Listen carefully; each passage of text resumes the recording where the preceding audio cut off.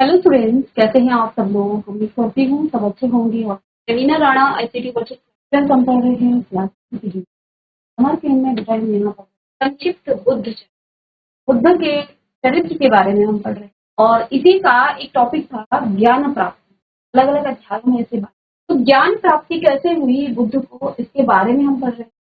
तो बुद्ध जो है अलग अलग ऋषियों के आश्रम से होते हुए जब जिज्ञासा सांस्कृतिक जो है वो 5 जो भिक्षु हैं उनके साथ यहाँ तपस्या, लेकिन कुछ साल जो है कठोर तपस्या के बाद भी महसूस होता है यदि हम अपने शरीर को तृप्त नहीं करते, यानी शरीर को जब भोजन की आवश्यकता होती है हमारा मन सिर्फ और सिर्फ भोजन की तरफ जाता है। तो उन्हें लगा कि इस तरह से हम अपनी शरीर को, अपने तत्व को जो है नुकसान या कष्ट पहुंचा करके ज्ञान प्राप्त नहीं कर सकते। इसलिए उन्होंने ये चीज छोड़ दी, यानी जो कठोर तपस्या वो कर रहे थे वो उन्होंने छोड़, और वो जो है भोजन के लिए फिर गंगा में किया। कन्या आई जिन्होंने खीर किया और इन्होंने जो है खीर दी। प्रकार से भोज्य से तृप्त होकर कहा कि वे अब बोधि प्राप्त कर समर्थ। क्योंकि देखिए जब तक आपका शरीर आपका साथ नहीं देगा तो आप कोई काम कर ही नहीं सकते। इसलिए उन्हें जो है कठोर तप करने के बाद ये महसूस हुआ अब जो है उन्हें पहले अपने शरीर में, आपको एनर्जी चाहिए होती है ना, पहले आपके शरीर में जब ऊर्जा हो तभी तो आप कुछ सोचने के लिए, क्योंकि आपका जब शरीर पेट भरा होगा, एनर्जी आपके अंदर होगी, तभी आप कुछ सोच पाओगे। उन्हें लगा कि अब मैं जो हूँ बोधि प्राप्त करने समर्थ हूँ। अब बोधिसत्व के साथ रह रहे जो 5 भिक्षु थे, उन्होंने जब उन्हें यह आचरण उनका देखा तो उन्हें लगा कि अब यह मुनि भी धर्मच्युत हो गए, धर्म से विमुख हो गए, इसलिए वे इन्हें छोड़ करके चले गए। वो वहां से छोड़ चले गए। उन सबके चले जाने के बाद बोधिसत्व सिद्धार्थ ने बोधि प्राप्त करने के लिए दृढ़ संकल्प किया और वे पास के एक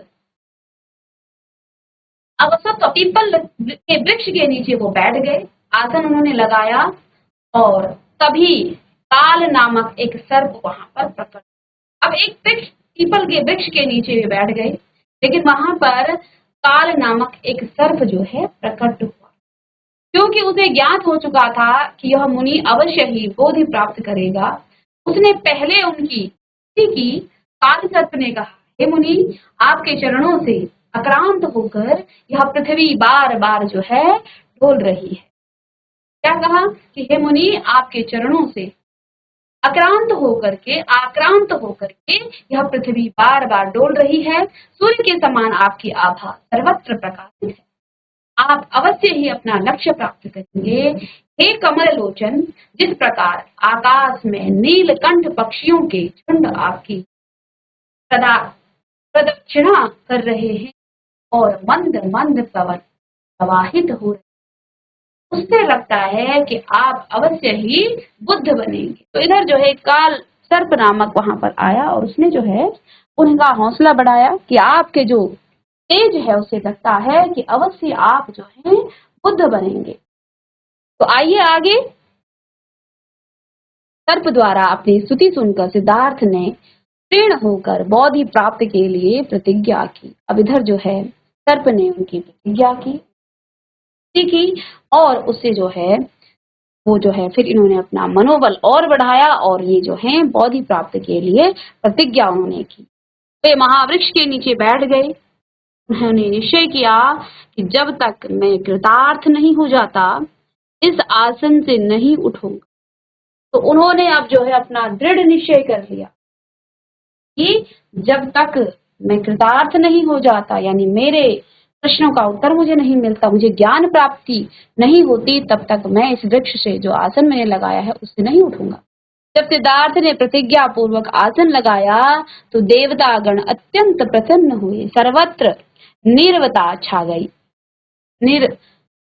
गई। उस समय न मृग बोले न पक्षी, वे धीरे धीरे नितांत एकांत शांत वातावरण में समाधिस्थ हो गए। तो उन्होंने उसी वृक्ष के नीचे समाधि लगा ली, उस पीपल के वृक्ष के नीचे। अब इसमें नेक्स्ट है मार की पराजय। जब महामुनि सिद्धार्थ ने मोक्ष प्राप्ति की प्रतिज्ञा कर आसन लगाया तो सारा लोक अत्यंत प्रसन्न हुआ, परंतु सदधर्म का शत्रु मार यानी कि कामदेव भयभीत हो गया। उसे सामान्यतः कामदेव, चित्रायुध और पुष्पसर कहा जाता है। यह काम के संचार का अधिपति है, यही मार है और उसके विभम्र, हर्ष और दर्प नाम के 3 पुत्र हैं और अर्ति, प्रीति और त्रिषा नाम की 3 कन्याएं। तो इधर जो है जैसे ही उसने समाधि लगाई, आसन वहां पर लगाया, एक प्रतिज्ञा की, जब तक मैं तृप्त नहीं हुआ मैं इस वृक्ष के नीचे से नहीं उठूंगा। जब महामुनि ने मोक्ष प्राप्ति की प्रतिज्ञा पर आसन लगाया, सारा लोक अत्यंत प्रसन्न। परंतु जो सदधर्म का शत्रु है, सदधर्म का शत्रु कौन है? कामदेव।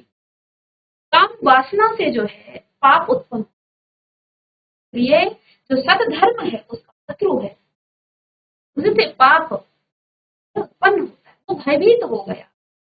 उसे सामान्यतः कामदेव कहा जाता है, चित्रायुध कहा जाता है, यानी कामदेव के ही ये नाम है।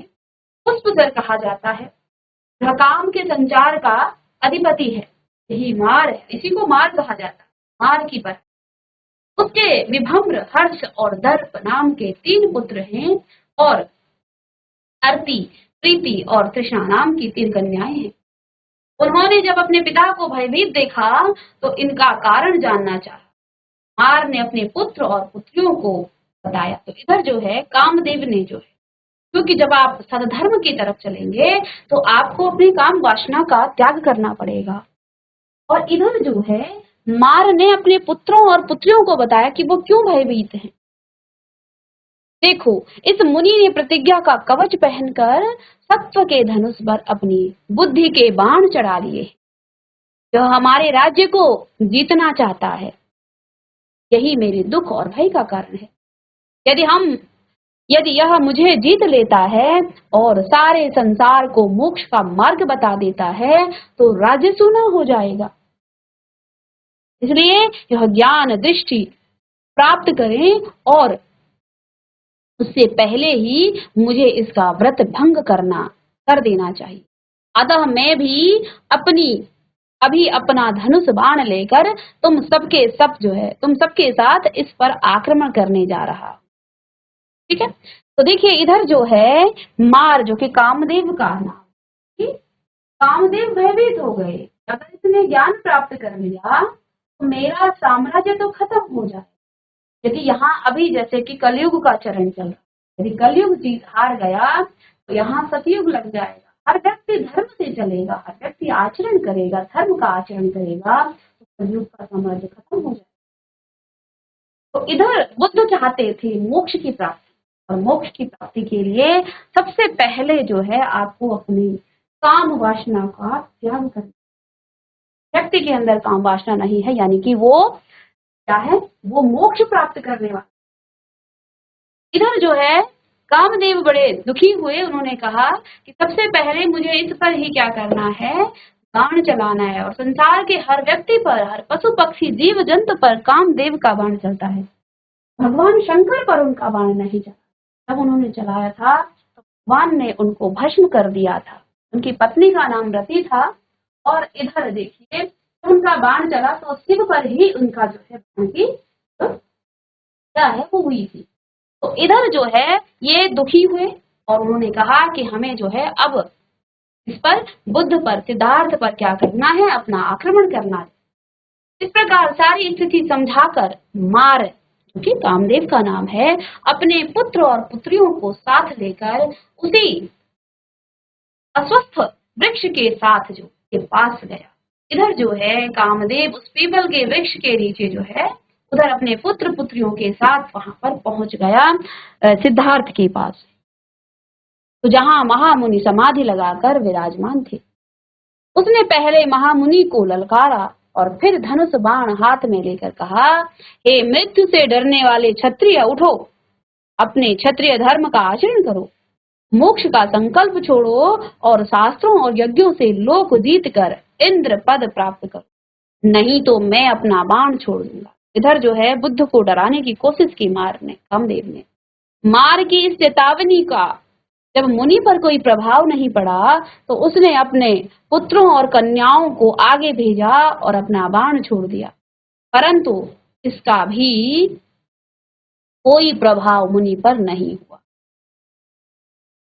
तो वह बहुत दुखी हुआ। इधर जो है मार ने अपना बाण छोड़ा, अपने पुत्र पुत्रियों को जो है आक्रमण के लिए बुद्ध की तरफ भेजा, लेकिन इन पर कोई भी असर नहीं हुआ। तो इससे वह दुखी हुआ। वह सोचने लगा, मैंने यही बाण शिव पर छोड़ा था। तो एक बार विचलित वो हो गए थे। तो जब उन्होंने शिव पर ये बाण छोड़ा था, जैसा कि मैं अभी इससे पहले इसका जिक्र कर रही थी, तो उन्होंने कहा कि एक बार मैंने यही बाण शिव पर छोड़ा था, तो वो एक बार के लिए विचलित हो गए थे, परंतु आज यह निष्फल कैसे हो गया है? क्या इस मुनि के हृदय नहीं है? अथवा यह बाण वह अथवा यह बाण वह बाण नहीं रहा जिसने शिव को पराजित किया था। तो इधर कामदेव सोचने लगे कि इस बाण को मैंने, हालांकि शिव ने इनको अपने तीसरे नेत्र से भस्म कर दिया था, तो बाद में रति ने जो है शिव से प्रार्थना, तब भगवान शिव ने कहा कि कृष्ण के पुत्र के रूप में तुम्हारा पृथ्वी पर जो है मिलेगा। तो उस समय तक जो है कामदेव अदृश्य रहे। तो इधर जब कामदेव ने बुद्ध पर वही बाण छोड़ा, तो कोई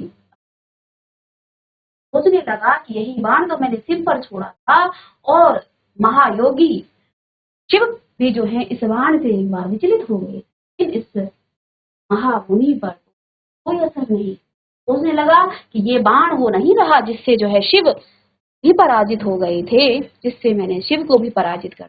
इस प्रकार वो सोचते हुए उसने अपनी सेना को याद किया। तत्काल उसकी विकराल सेना उपस्थित हो गई। महामुनि के चारों ओर विचित्र और भयंकर आकृति वाले जीवों की भीड़ सी लग गई। वे विविध प्रकार की रूप सज्जा धारण किए, उनमें से कुछ त्रिशूल घुमा घुमा कर नाच रहे थे, कुछ गधा हाथ में लिए इधर उधर कूद रहे थे और सांड की तरह हुंकार रहे थे। रात्रि के प्रारंभ में ही साक्य मुनि और मार के बीच होने वाले युद्ध के कारण सारा आकाश मलिन हो गया। पृथ्वी कांपने लगी और दिशाएं जलने लगी। इस समय भयंकर झंझावात प्रवाहित होने लगा। आकाश में उस समय न तारे थे न चंद्रमा था। चारों ओर घनघोर अंधेरा छा गया। इन सब के बीच साक्य मुनि उसी प्रकार स्थिर चित्त बैठे रहे, जिस प्रकार गायों के बीच में सिंह निश्चिंत भाव से बैठा रहता है। तो कामदेव ने जब अपना बाण छोड़ा, उसका कोई असर नहीं हुआ। वो सोचने लगा कि जिससे शिव को मैंने पराजित कर दिया, मुनि पर तो नहीं पड़ा। उन्होंने अपनी सेना को बुलाया, उन्होंने डराने का कोशिश की। विकराल और विचित्र प्रकार के जो हैं उसके उनके चारों तरफ जो है कोई भयंकर आवाजों से उन्हें डरा, लेकिन ये जो साक्य मुनि थे, ये उसी प्रकार स्थिर रहे जैसे गायों के बीच में सिंह निश्चिंत भाव से रहता है। आप किसी गायों के झुंड के बीच सिंह को रखे, तो गाय कितने भी जो है आवाजें निकालें, वो कभी उनसे डरेगा नहीं। ऐसे ही बैठे हुए हैं यहाँ पर। मार ने तब अपनी सेना को आक्रमण करने का आदेश दिया और कहा कि महर्षि को भयभीत करो, जिससे इसका ध्यान भंग हो जाए। आज्ञा अनुसार सभी महामुनि को डराने लगे, किंतु जैसे खेल में उत्तेजित बालकों को न व्यथा होती है न उद्वेग, वैसे ही महर्षि इन सब के भयंकर रूपों और क्रियाकलाप न तो व्यथित हुए और न ही उत्तेजित।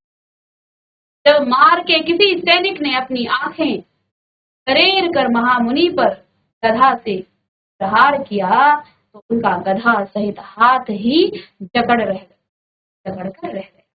किसी ने शिला और किसी ने वृक्ष उठाकर उन पर प्रहार करना चाहा, स्वयं ही गिर गए। किसी ने उन पर अंगारों की वर्षा की, तो मुनि जो मैत्री भाव के कारण लाल कमलों की पंखुड़ियां उससे बनकर बरसने लगी। साक्य मुनि अपने आसन से जरा भी विचलित नहीं हुए। भयंकर वातावरण से वन के पशु पक्षी जो है आर्तनाद करने लगे। सभी भयभीत हो गए, किंतु सिद्धार्थ मार की सेना से बच हुए। इस पर मार को बहुत दुख हुआ। और उसे बहुत क्रोध भी आया। कभी किसी अदृश्य जीव ने आकाश से प्रकट होकर मार से कहा, तुम व्यर्थ ही क्यों परिश्रम कर रहे हो? जैसे सुमेरु पर्वत को हवा हिला नहीं सकती, वैसे ही तुम और तुम्हारे भूतगण इस महामुनि को विचलित नहीं कर सकते। इधर जो है मार अपनी तरफ से पूरी कोशिश कर रहा था वो शाक्य मुनि को उस ध्यान से विचलित करे, उनका ध्यान भंग। लेकिन तभी जो है आकाश से किसी अदृश्य आवाज ने, अदृश्य जीव ने जो है प्रकट मार को जो है सावधान किया, तुम्हारा जो ये परिश्रम है ये व्यर्थ है। ये जो है जैसे सुमेरु पर्वत जो है हवा चाहे कितनी तेज चले सुमेरु पर्वत को हिला नहीं सकती है, ऐसे ही तुम और तुम्हारे जो ये भूतगण हैं इस महामुनि को विचलित नहीं कर सकते। चाहे अग्नि अपनी उष्णता छोड़ दे, चाहे जल अपना अपना द्रव्यत्व द्रव्यत्व जो है त्याग दे, चाहे पृथ्वी अपनी कक्षा छोड़ दे, लेकिन अपने पूर्व जन्मों के पुण्य प्रताप से यह मुनि अपना नहीं निश्चित छोड़े। कहा कि अपना निश्चय जो है नहीं छोड़ेगा। यह मुनि शारीरिक और मानसिक रोगों से पीड़ित सारे जगत का महावैद्य है। तुम इसके कार्य में विघ्न न डालो। इस अदृश्य जीव ने आगे कहा, देखो क्षमा रूपी जटा, धैर्य रूपी दृढ़ मूल, चरित्र रूपी पुष्प और बुद्धि रूपी शाखा, धर्म रूपी फल देने वाला यह वृक्ष उखाड़ने योग्य नहीं है। बोधि प्राप्त करने के लिए जो कार्य पहले इन्होंने किए हैं उनकी सिद्धि का समय अब आ गया है। स्थान भी वही है जहाँ प्राचीन काल में अनेक मुनियों ने साधना की है। स्थान भूतल की नाभि है। जैसे श्रेष्ठ भूमि पृथ्वी पर अन्यत्र नहीं है।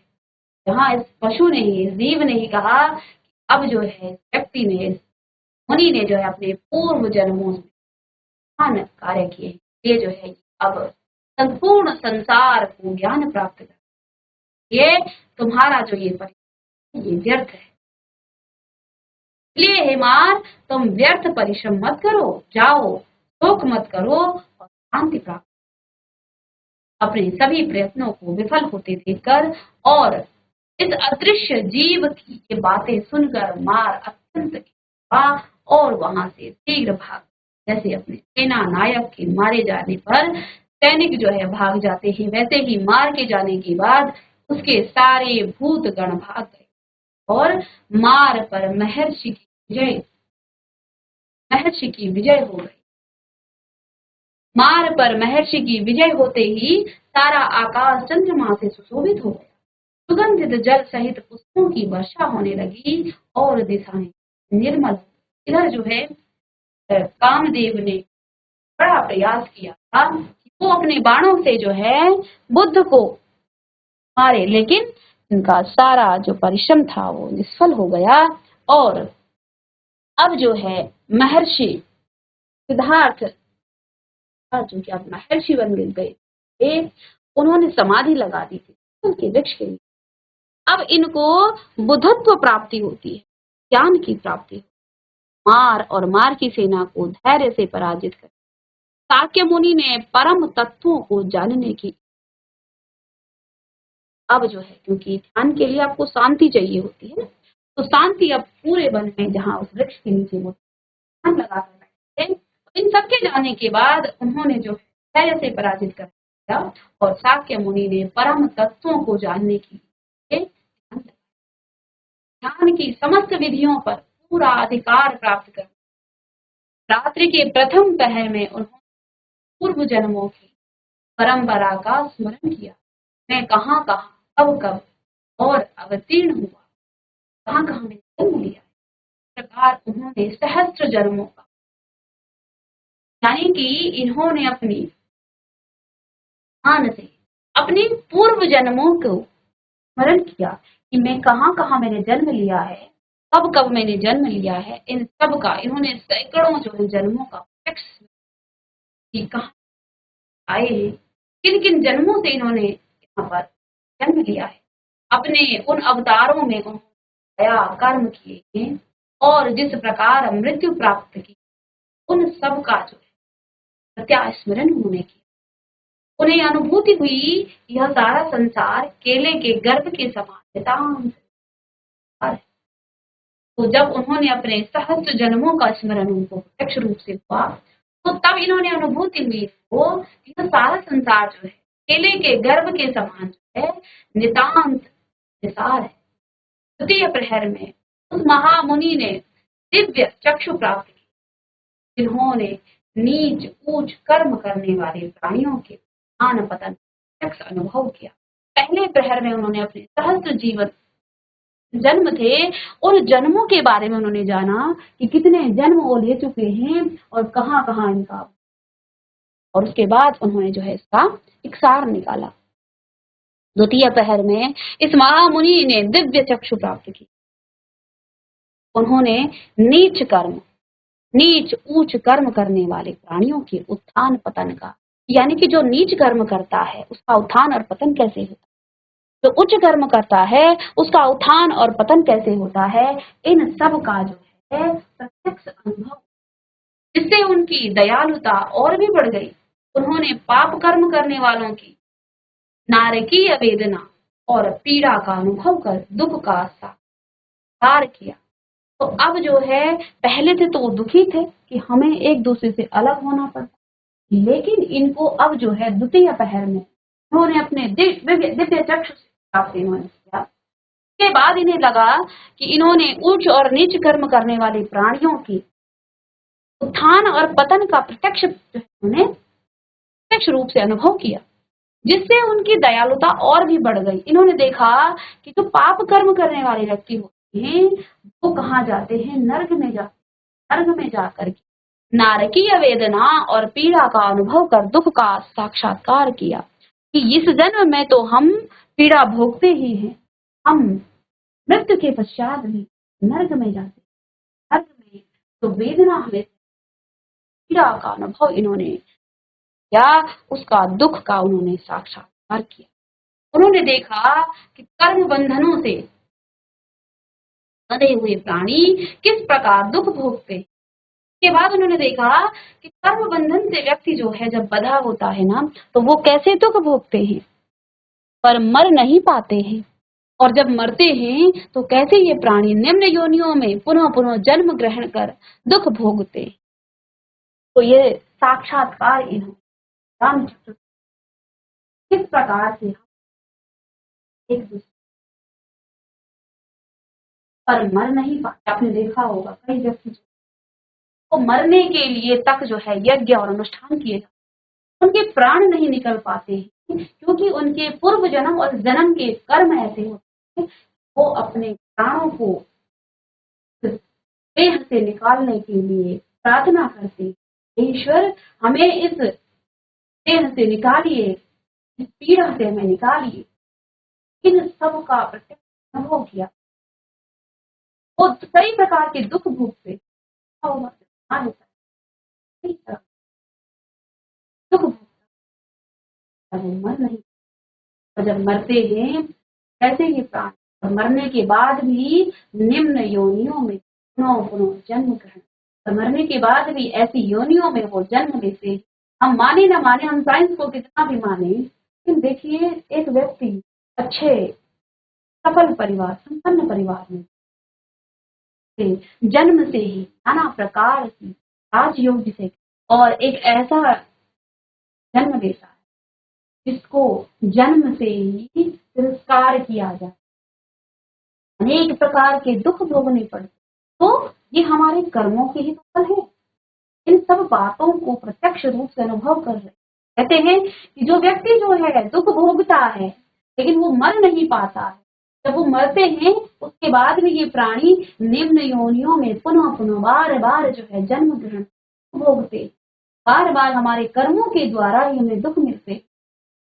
उन्होंने अनुभव किया कि संसार में छोटे और बड़े सभी जीव भूख और प्यास जनित दुखों से पीड़ित। कुछ जीव हैं जो नरक के समान गर्भ नामक सरोवर में गिरकर जो है मनुष्य के रूप में जन्म लेकर दुख भोग। तो उन्होंने कई प्रकार का अनुभव किया। उन्होंने अनुभव किया कि संसार में छोटे इस प्रकार से छोटे और बड़े सभी जीव भूख और प्यास जनित दुखों से पीड़ित हैं। आप देखते होंगे लाखों लोग भूख और प्यास से जो है उनके लिए भूख प्यास अपना पेट भरने तक के लिए उनका कार्य ही यही है, वो दिन भर कुछ करें और अपना पेट खाना उन्हें ये जो है दुखों से पीड़ित हैं। कई लोग इससे पीड़ित हैं। कुछ जीव हैं जो नरक के समान गर्भ नामक सरोवर में गिरकर मनुष्य के रूप में जन्म ले। तो यहाँ उन्होंने सिर्फ और सिर्फ मनुष्य योनि की बात नहीं की, उन्होंने कहा कि आप देखिए छोटे और बड़े सभी जीव, अब जीव में सिर्फ मनुष्य नहीं आते, आप पशु पक्षियों को देखिए, उन्हें दिन भर वो खाने के लिए पीने के लिए पानी नहीं मिल पाता। कई जीव जो है प्यास से मर जाते हैं। कई जीव आप देखते हैं बड़ा जीव, बड़ा जो आपने देखा एक शरीर पर आश्रित दूसरे को खाएगा, इसका पेट तृप्ति हो। हाँ, एक की तृप्ति हो रही है तो दूसरे की तृप्ति। ये सारा दुख है। ये सभी जीवों के बारे में उन्होंने बताया। जीव जो है भूख और प्यास से जनित दुख। कुछ जीव ऐसे, आप देखिए मनुष्य भी उसी जीव में आता है। कुछ जीव ऐसे हैं जो नरक के समान, जो गर्भ होता है वो नरक के समान होता है। कहा जाता है, शास्त्रों में कहा जाता है कि जब कोई जीव जो है गर्भ में आता है तो गर्भ जो है एक प्रकार से नर्क ही है और तब तक उसे अपने पूर्व जन्म की याद है। तो ऐसा कहते हैं कि नर्क के समान है जो गर्भ बड़ा होता है, जहां पर उसका जो है 9 महीने रह करके वो बच्चा गर्भ में रहता है। उस नामक सरोवर से गिर करके मनुष्य के रूप में वो जन्म लेकर दुख भोगते हैं। कुछ जीव हैं जो पुण्य कर्म करके स्वर्ग जाते हैं और वहां काम की ज्वाला में जलते हैं और तृप्त होने के पूर्व ही स्वर्ग से वो गिर जाते हैं। इधर जो है इन्होंने स्वर्ग को भी जो है दुख का बताया कि स्वर्ग में भी आप जो है कुछ लोग अच्छे कर्म करते, वहां काम की ज्वाला में वो जलते हैं और तृप्त होने के पूर्व स्वर्ग से वो गिर जाते हैं। उन्होंने जन्म जरा और मृत्यु के मूल कारणों का साक्षात्कार किया। सभी जो स्वर्ग में रहने वाले और नर्क में रहने वाले, पृथ्वी पर रहने वाले सभी जीवों को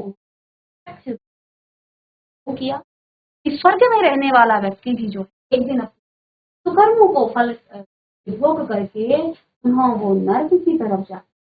आप देखते थे आज व्यक्ति जो है, जिस व्यक्ति के पास बहुत ज्यादा है, हम मनुष्य बुद्धिजीवी, लेकिन फिर भी हम जो है अपने धन का, अपने बल का और अपने अधिकारों को हम मनुष्य बहुत कुछ समेटना चाह रहे हैं। किसके लिए? एक दिन तो जाना है, हम समेटते हैं और फिर एक दिन कर्म करके दूसरे का भाग छीन करके ले करके छीन करके एक दिन चले जाते हैं और उन कर्मों का फल हमें पुनः पुनः दूसरे जन्मों में इसको भोगना पड़ता है। तो यहाँ पर बुद्ध ने ये ज्ञान प्राप्त किया। उन्होंने जन्म जरा और मृत्यु के मूल कारणों का साक्षात्कार किया। उन्हें लगा जैसे वायु के योग से अग्नि का एक कण भी सारे वन को जला देता है, वैसे ही तृष्णा युक्त काम कर्म रूपी जंगल को जलाता उन्हें ध्यान से का मूल वेदना संवेदना है। अब इन्होंने ध्यान से क्या समझा कि जो हमारी तृष्णा है उसका जो मूल कारण है, जो वेदना है वो संवेदना है, जो इंद्रियों, वस्तुओं और मन के संयोग से उत्पन्न होती है। उन्हें बोध हुआ कि अविद्या के नष्ट होने पर ही जो संस्कार हैं वो क्षीण होते हैं और परम पद का मार्ग प्रशस्त होता है। उन्हें प्रतीति हुई कि उन्हें अब पूर्ण मार्ग का ज्ञान हो गया। रात्रि के चतुर्थ पहर में जब सारा चराचर जगत शांत था, महाध्यानी मुनि ने अविनाशी पद प्राप्त किया और वे सर्वज्ञ बुद्ध हो गए। तो इन्होंने जो है रात्रि के चतुर्थ पहर में जब सारा चराचर जगत शांत था, इस महाध्यानी मुनि ने अविनाशी पद प्राप्त किया और वे सर्वज्ञ बुद्ध हो गए।